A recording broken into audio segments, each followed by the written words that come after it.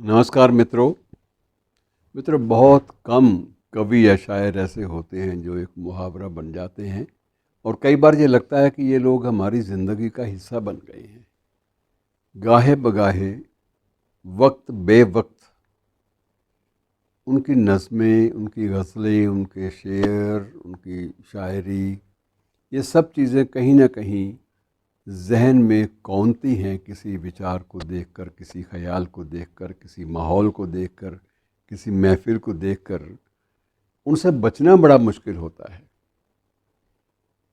अगर भारतीय साहित्य की बात करें तो मैं सबसे पहले तो गालिब को ही मानता हूँ। उससे बड़ा तो कोई नहीं हुआ। हालांकि उनसे पहले कुछ लोग हुए जिन्हें अब भी गाहे बगाहे उद्धृत कोट कर दिया जाता है। तुलसीदास बाकायदा उसी श्रेणी में आते हैं, सूरदास भी उसी श्रेणी में आते हैं।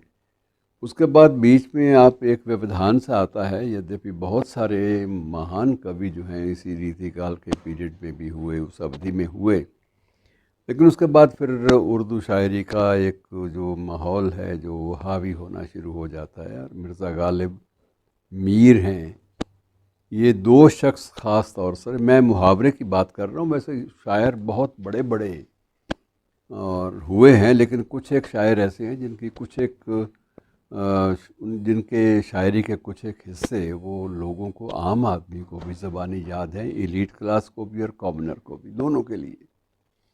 और ऐसे लोगों में गालिब और मीर के बाद आप अगर किसी का नाम लेंगे तो आपको फैज़ नज़र आएंगे, जिनकी बहुत सारी चीज़ें, हबीब जालिब नज़र आएंगे।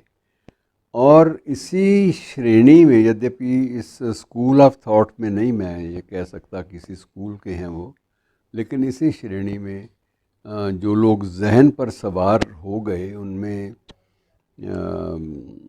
दुष्यंत निस्संदेह, इसमें कोई शक नहीं है कि आज भी अगर देश का एक जो राजनीतिज्ञ वर्ग है उसका एक बहुत बड़ा हिस्सा यदि अपने भाषणों में या अपने किसी कोटेशन में या किसी भी लेख में ज़्यादा किसी भी शायर को कोट करता है तो उनमें गालिब और इनके अलावा तुलसीदास, गालिब, सूरदास बीच में आ जाते हैं।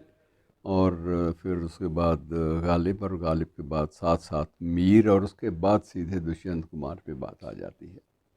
हर शेर, अधिकांश आप कह सकते हैं कि दुष्यंत की शायरी जो है वो गाहे बगाहे उद्धृत होती है और उसका जिक्र चल पड़ता है। और आपातकाल में तो यद्यपि बाकी नज़में भी बहुत कईयों की बहुत मकबूल हुई, बहुत उनका बहुत प्रभावी ढंग से सामने आए। बहुत सारे लोग, जिनमें धर्मवीर भारती भी हैं, बहुत सारे लोग हैं। मुनादी वाला उनकी कविता थी धर्मवीर भारती की, मुझे याद है। और रामधारी सिंह दिनकर तो खैर उनका कोई मुकाबला ही नहीं है। और उसके पहले थोड़ा सा और चले जाएं तो निराला जी की राम की शक्ति पूजा और ये चीज़ें भी अमर कालजयी कृतियाँ हैं। लेकिन उसके बाद अगर दुष्यंत के साथ जोड़ना हो तो किसी को, तो उर्दू शायरी के बशीर बद्र, उनका नाम आ जाता है। बशीर का ध्यान इसलिए भी आ रहा है कि अब अगर सक्रिय शायरी में होते तो अब उनकी उम्र भी ज़्यादा नहीं है, अभी 87 बरस 88 बरस के हैं। और इस उम्र में तो मुशायरों की शान अब भी शायर लोग बन जाते हैं। बहुत सारे ऐसे हैं, निदा फाजली काफ़ी लंबी उम्र तक मुशायरों की शान बने रहे, हावी रहे। वसीम बरेलवी साहब हैं, ये सब लोग हावी रहे। बशीर अलग ढंग से हावी रहे, दो तरीक़ों से। आप ये मान के चलिए कि बशीर का एक सबसे बड़ी बात ये थी कि उनकी जो शब्दावली, नए मुहावरे, नए प्रयोग, उनकी प्रयोग धर्मिता जो थी वो बहुत प्रचलित, और बड़ा उसका अंदाज अलग, लीक से हट के। कोई फूल धूप की पत्तियों में हरे रिबन से बंधा हुआ, कोई फूल धूप की पत्तियों में हरे रिबन से बंधा हुआ, वो गज़ल का लहजा नया नया, न कहा हुआ न सुना हुआ। और इस प्रकार से बहुत सारे ऐसे शेर हैं जो बिल्कुल आप ये समझते हैं कि, आप समझ लीजिए कि बिल्कुल नई प्रस्तुति के साथ, नई ताजगी के साथ सामने आए हैं।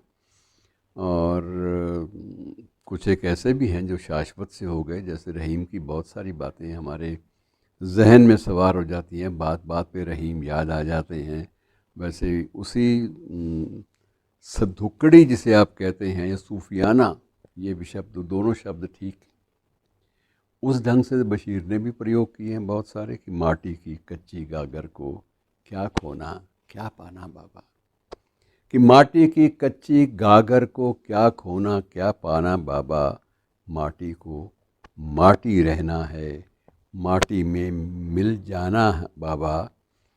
और जिस लकड़ी को भीतर भीतर, जिस लकड़ी को अंदर अंदर दीमक बिल्कुल चाट चुकी हो, जिस लकड़ी को अंदर अंदर दीमक बिल्कुल चाट चुकी हो, उसको ऊपर से चमकाना, राख में धूप जमाना बाबा, कि माटी की कच्ची गागर को क्या खोना क्या पाना बाबा।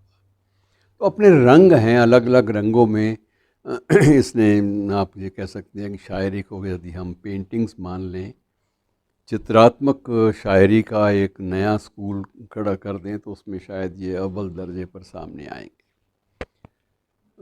बशीर का जिक्र इसलिए भी कि वो पिछले लगभग एक दशक से भी ज़्यादा हो गया और वो विस्मृति लोप के शिकार हैं, अर्थात अपनी याददाश्त खो चुके हैं, शून्य में ताकते रहते हैं घंटों, और बहुत मुश्किल से वो पहचान पाते हैं। ये बात अलग है कि उनका अपना अंदाज़ है, भूले हुए लम्हों में भी किसी को ये हौसला देना कि मैं तुम्हें भूला नहीं हूँ, ये भी उनको आता है।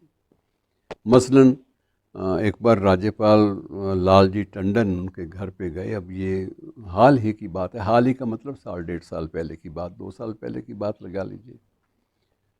तो उनकी जो पत्नी ने बाकायदा, डॉक्टर राहत बद्र, उन्होंने बाकायदा ऊंची आवाज़ में बोल के बताया कि गवर्नर साहब आए हैं लालजी टंडन, हमारे अपने हैं।